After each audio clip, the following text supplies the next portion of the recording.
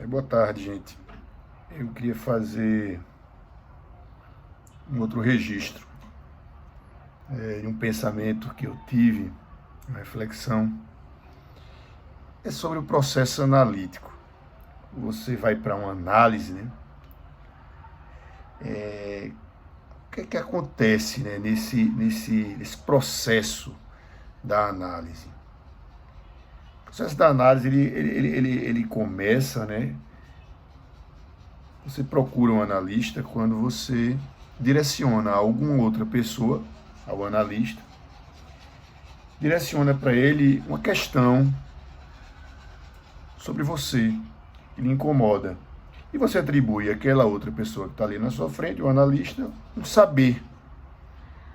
Que ele tenha um saber que vai lhe ajudar, que vai lhe decifrar alguns enigmas.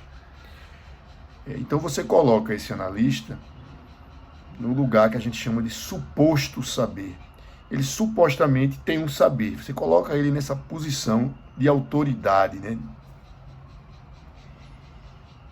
Então o que é que acontece?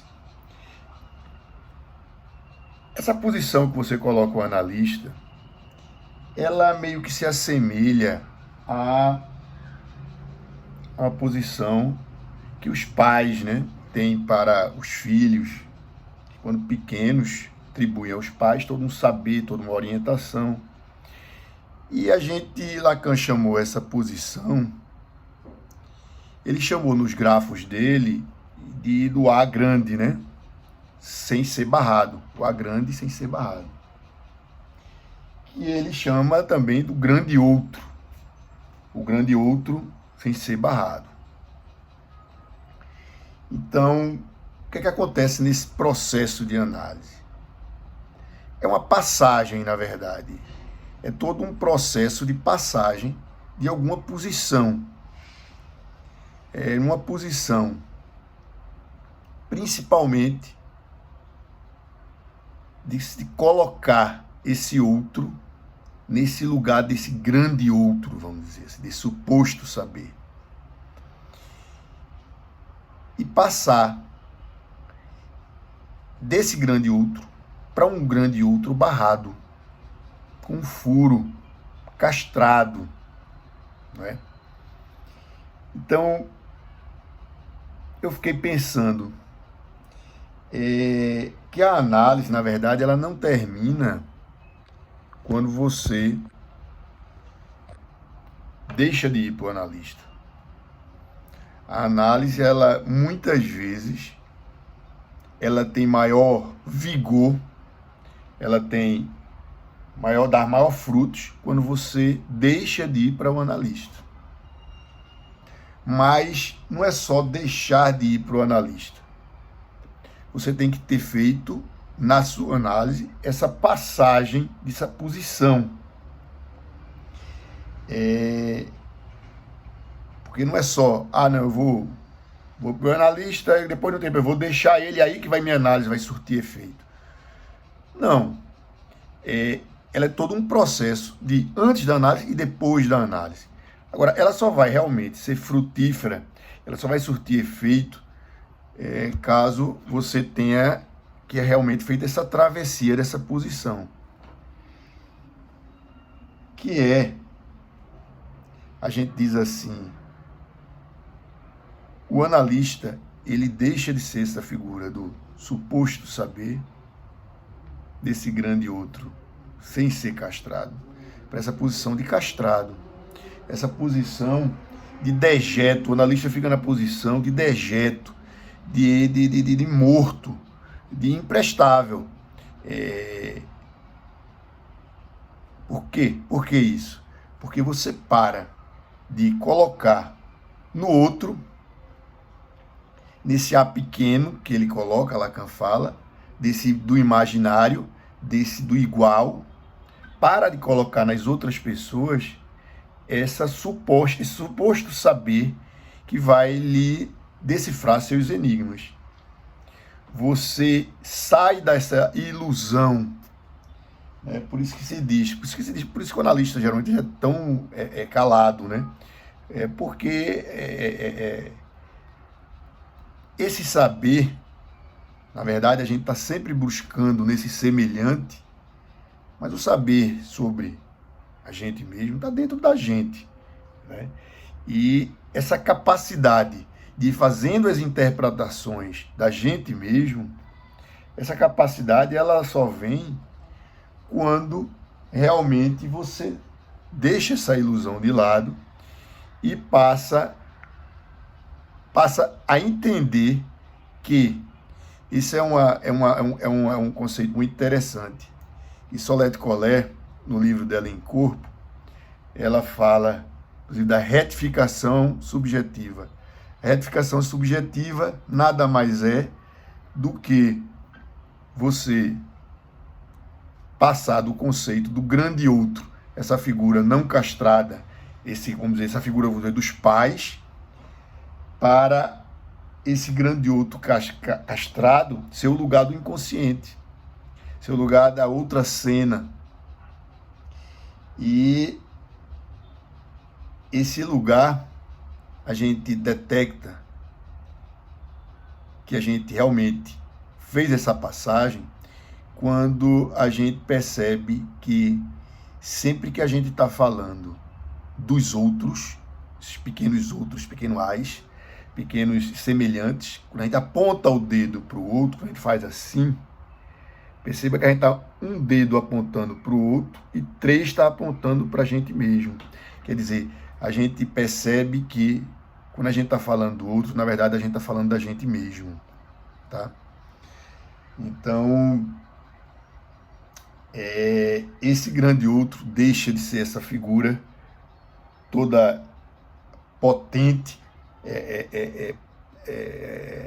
para ser esse lugar que, na verdade, a gente está colocando, delegando o nosso inconsciente para a figura dos outros. Então, a gente meio que, usando uma metáfora, uma comparação, é meio que o olho passa a olhar para dentro, em vez de ficar olhando para fora, procurando fora o que está dentro da gente. Então, quando a gente faz essa passagem desse grande outro todo-poderoso para o grande outro barrado, e que ele passa a ser o lugar do nosso inconsciente, é que esse analista, ele perde essa posição e passa a ser um dejeto. E você deixa a análise. Você deixa a análise e aí passa a procurar, a fazer as suas interpretações em momentos que a gente está falando dos outros, que a gente não deixa de falar dos outros, a gente não deixa de colocar esse inconsciente nos outros. Mas quando a gente coloca, quando a gente está falando do outro, apontando o dedo para os outros, a gente percebe que a gente está falando da gente mesmo. E aí, consequentemente, vem as interpretações sobre nós mesmos. E aí se torna um sujeito muito mais ético, né? Porque, somente até hoje em dia, o que a gente vê das pessoas apontando o dedo para os outros e acusando os outros sem tolerância. Então, realmente está faltando muita análise para as pessoas. E falta também, eu vou dizer uma coisa, falta também analista, né? Como Lacan dizia, essa posição de analisar é uma posição do impossível. É uma das profissões impossíveis, né? Que está no discurso do analista, que a flecha aponta para o outro, mas é impossível de alcançar. Então, essa posição de analista é uma posição muito sacrificada. Porque, veja bem, não é fácil você ficar numa posição em que você vai se colocar nela para, no final, você ser ejetado, vamos dizer, da relação. Você ser colocado como imprestável, como um dejeto mesmo. Então, é uma posição de muito sacrifício. É uma posição de muito sacrifício e que é difícil ficar nessa posição. Muito difícil. E eu fazendo um paralelo, uma comparação, uma metáfora com a posição de Jesus Cristo na religião. Jesus Cristo, o que é que ele fez? Ele fez mais ou menos o que o analista faz na sua análise. É a mesma posição. Eu comparo. Porque Jesus Cristo morreu para nos salvar. Não foi isso? E quem foi Jesus Cristo? Jesus Cristo foi o Cordeiro de Deus. E por isso que na missa o padre diz: Cordeiro de Deus, que tirai os pecados do mundo, dai-me a paz. Então, o Cordeiro, quem é o Cordeiro? É o velho bode expiatório. Você procura sempre um bode expiatório para colocar a culpa nas suas questões. Então, Jesus Cristo foi aquele que assumiu todos os pecados do mundo e morreu em nossa causa para nos salvar. Então, ele morreu e ele ressuscita, viu?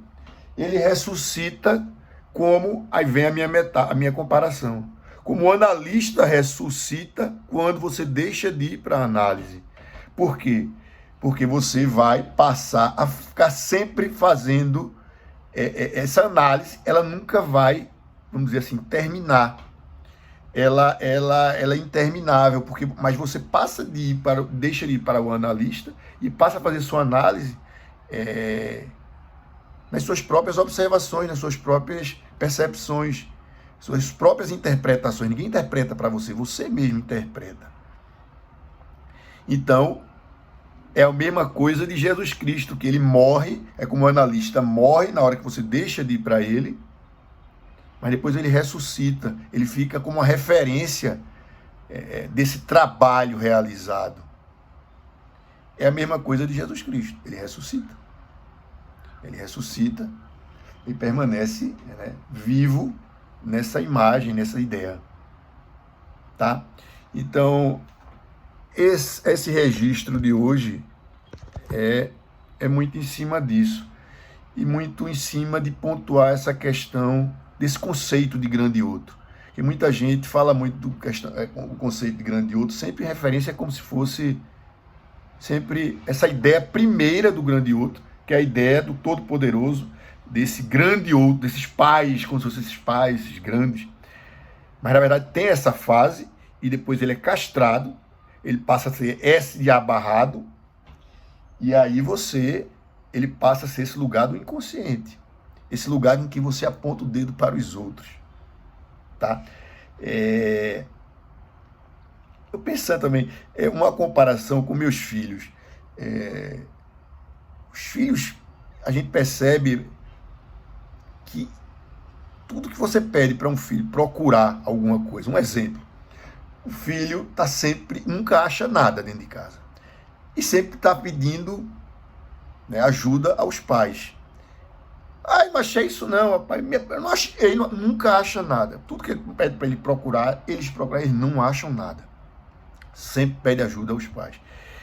Que eu acho que é exatamente o processo de amadurecimento. Enquanto você está nessa posição de vendo o outro como esse grande outro, superpotente, não castrado, você está sempre fazendo referência a ele como ele fosse capaz de encontrar as coisas.